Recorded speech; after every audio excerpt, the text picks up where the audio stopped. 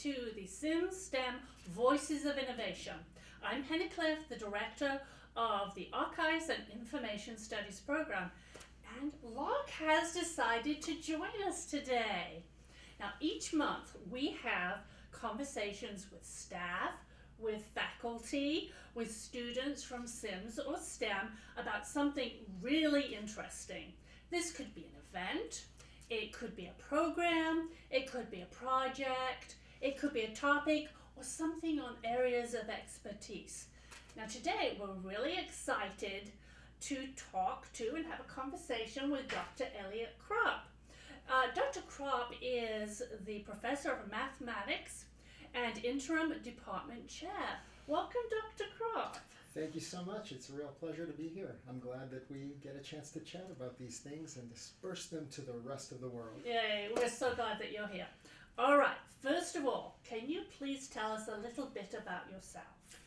Sure. So I am a mathematician in a field known as discrete mathematics. I specialize in graph theory, and I've been working for many, many years, in particular on a problem called Vissing's conjecture in the domination of product graphs. So that's kind of technical. But about myself, I've been at Clayton State since 2008.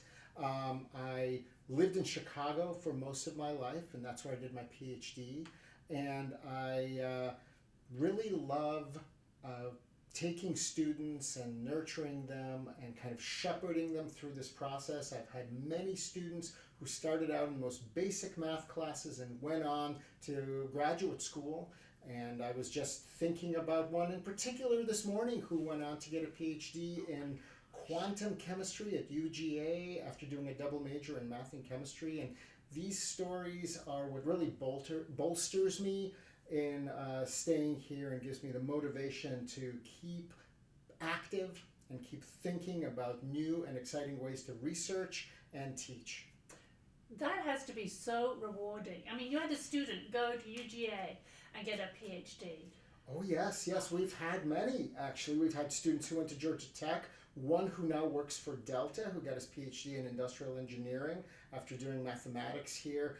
And I feel that mathematics, for those students who really persevere, who are high achieving, is really a gateway to many different kinds of careers. And these, so as you can see, like these were math majors, but what did they do? They went on to industrial engineering, they went on to chemistry, quantum chemistry, and there are other examples, people who went on to MBAs. So I feel that in sort of being the person who leads them by the hand through mathematics, I sort of opened the door to a wider world of opportunities.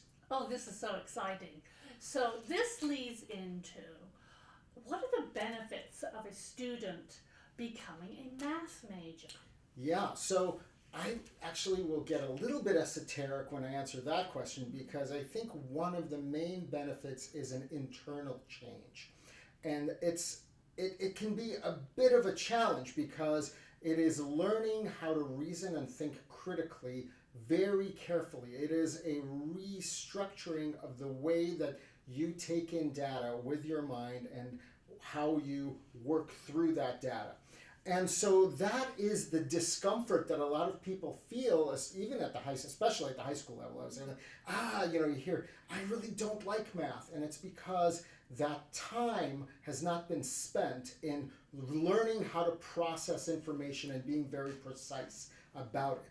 But the benefit is that if you do that, if you go through those hard classes and persevere, you really become a much more precise thinker. And the critical thinking skills that you get from mathematics can be transferred to most other fields. I mean, just look at the acceptance rate of math majors into law schools. If you look at that, you can see, okay, these are kids. They're not kids. They're adults. Sorry. But these are young adults who can achieve many things. So I feel like that is the benefit of mathematics. But if you want to talk about direct career applications, there are many. Right. Now, you did bring up high school students. Mm-hmm. So you have an exciting program. You also work with high school students, I do. In particular, high school students in Clayton County. So I am trying to start multiple dual enrollment programs in Clayton County high schools. I started one just this year at Forest Park. Next year we're talking to Morrow and Mount Zion. And the idea here is to bring dual enrollment to high schools that classically have not had these kinds of opportunities for their students, because each of these high schools have amazing, talented, gifted kids. And these kids are mostly lost to us as an institution, and sometimes lost to university life as an institution. And I think they don't get the benefits of that education because, because classically we have underserved them. And so I'm trying to flip that script. And I've taught at the high schools myself, and it's actually some of my favorite work that I do, working with juniors and seniors on classes that are typically not offered there, and like just giving them a little taste of here's what a math class really can be like. And, the first time I did that, they were shocked to see somebody actually writing on the board. If you can imagine that, often they have not seen that because everything is projected and so on. So I give them a very classical kind of experience in mathematics, and it's been really motivating for me. What an eye-opening experience for these students. I hope so. And what I've noticed is that for many of them, just by having me there to answer questions and work with them after school as well and so on, the possibilities of going to college become much more tangible, because I tell them about what it's like here. And we just had a student, actually, who was my former student. He was in my pre-calculus class at Forest Park, and now he's in the calculus class there, which is the sequence that I've created, who had just applied to Clayton State. And before this, he was not going to do that. He was going to go and work in the industry with his father, kind of a blue-collar kind of job. And he's like, I really want to be an engineer. I really like computer science and math. And so, we have these, nothing can substitute one-on-one interaction, that personal touch. Right, right. Okay. Talking about the personal touch, what programs would you like to elaborate on? Yeah, so I think right now what I'm really excited about in the math department is our actuarial science concentration. And I think that many people don't even know what those words are. Actuarial science, what is that? But it's really the mathematics that insurance companies use to make forecasts and evaluate risk. And it is a very large industry. These are high-paying jobs, and there is quite a barrier to entry. And that barrier is that the societies, the actuarial societies, have created a system of testing requirements. They run their own tests. These are math tests. These are math tests based on classes that we teach here now in the concentration. So, good piece of news, we have just had our first student pass the first actuarial exam. Oh, congratulations. That's exciting. Thank you so much. It is a very hard exam in probability. It's about 3 hours long. And he is now able to continue, get an internship at an insurance company, and become fabulous, successful, and famous, right? Right. Because what else do you do in insurance? That's just my little joke. But regardless, that is a great first step. So this program just got instituted, and we have this first step, and now we have many other students in that concentration who are registering to take those tests. Now, you may not become famous, however, you can earn a really good salary. About, what's the average salary? Sure. So there is a real progression. So the starting salary for a student who has just finished an undergrad, and this is in the Atlanta area, and was possibly had an internship, which is a paid internship, by the way, and was just hired as an entry-level employee, is around $70,000. But that is not the whole story, because the salary progression is such that within 5 years they're making $120,000 or more. Oh my gosh. Yeah, That is no, incredible. you don't get that kind of thing without advanced degrees Right. usually, right? You Right. go into finance, you have an MBA from a top tier school. Those are the kinds of educational backgrounds that usually give you that salary. And here you can just graduate from Clayton State as a math major in actuarial science, pass those exams, get hired, and continue taking more exams, which are funded by your company, by the way, and have a salary Wow. progression within 5 years. You're living a very comfortable life. My goodness. Yeah. And it's here. So come to Clayton State University. This is so exciting. What a wonderful, wonderful program. Okay, so you did allude to this, talked about this a little bit. Of course, you talked about it right now in insurance. What other professions do math majors go into? Yeah, there really are a lot. So I can really talk a lot about this. So I'll try to keep it brief. But the first that I think is the most logical, other than actuarial science, is data science and data analytics. We've had a lot of students kind of naturally go off in that direction. And the reason is that math majors typically know more statistics. They've had some statistics classes, and these types of classes, that's the information of those classes, is useful in data science.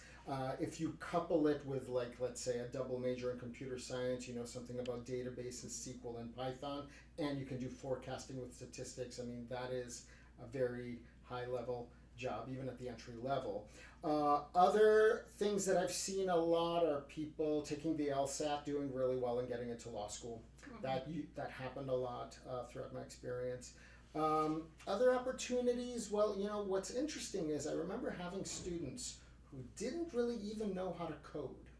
They didn't know much computer science, but they had an interview at a computer consulting company, and in the interview they even admit, I don't know how to code, and the interviewers would say, we don't care.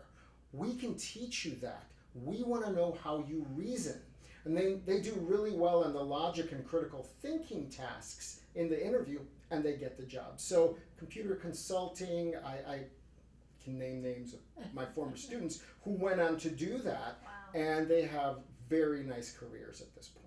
Oh, this is wonderful. Okay, so we're gonna have students that are watching this and thinking, I want to come to Clayton State and become a math major now, but at the same time they want to get together with other math majors. Do we have some clubs that they can become involved in? Yeah, I think the main club is the math club. And that's just what it's called, and I think the faculty advisor for that is Christopher Reardon, Dr. Christopher Reardon. He's done that for years and years. They have activities, they get together and have pizza and talk about math and other things as well. But what they've done in the past, and I think they are trying to do now, is attend local mathematics conferences. And you might say, well, why at an undergraduate level should you do that? Well, there is a real motivating factor.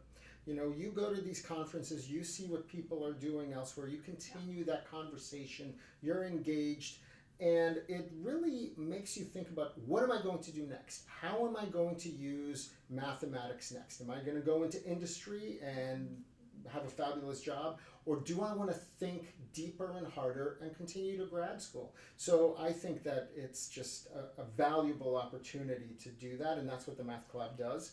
We also have a group called the STEM Sisters for women who in mathematics, and that is funded by a grant through the Mathematics Association of America.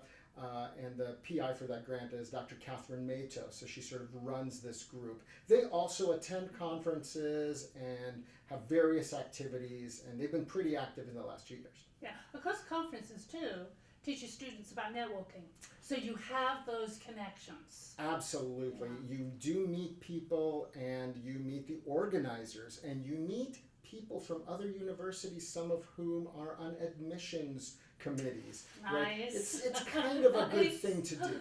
Yes, yeah. Well, Dr. Krop, is there anything else you'd like to share with our audience?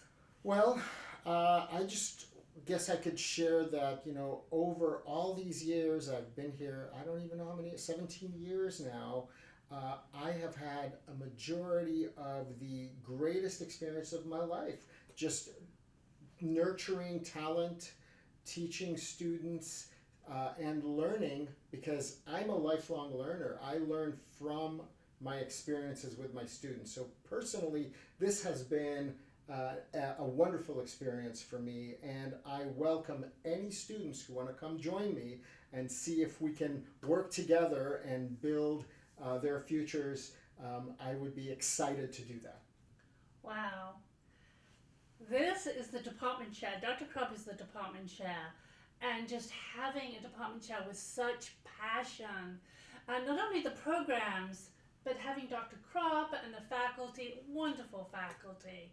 So I really hope that you'll consider this. Thank you, Dr. Krop. We appreciate you being a voice of innovation, and you certainly are. Well, thank you so much. It's really been great talking to you. Thank you. Thank you. All right, so what's next? Coming up in March, we are going to have another voice of innovation.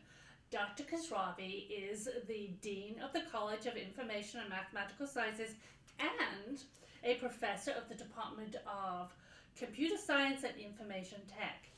Dr. Khosravi is going to be talking about our symposium, which is going to be in March. Look forward to this. Now, we really want to thank Helt and Kyle Marcano for filming these interviews here at the CSU. All right, we are going to conclude, as always, with a quote. And this quote is by Danica Mae McKellar. Now, she's an American actress. Okay, you're thinking, wait a minute. Why do we have a quote from an American actress and we're talking about mathematics? Well, I'll tell you. She's an education advocate and she's a mathematics writer. And, we talked about professions, and that's another one. She's best known as a role as Winnie Cooper on the TV show The Wonder Years. She co-authored a mathematical physics theorem that bears her name. She graduated summa cum laude from UCLA with a degree in, you got it, mathematics. And she's been featured in the New York Times and Britain's Journal of Physics. So here is the actress's and mathematician's quote. Math is like going to the gym for your brain. It sharpens your mind. So this is the end, and we look forward to you joining us each month for SimSTEM's Voices of Information. Once again, thank you, Dr. Krop. Thank you so much. Okay.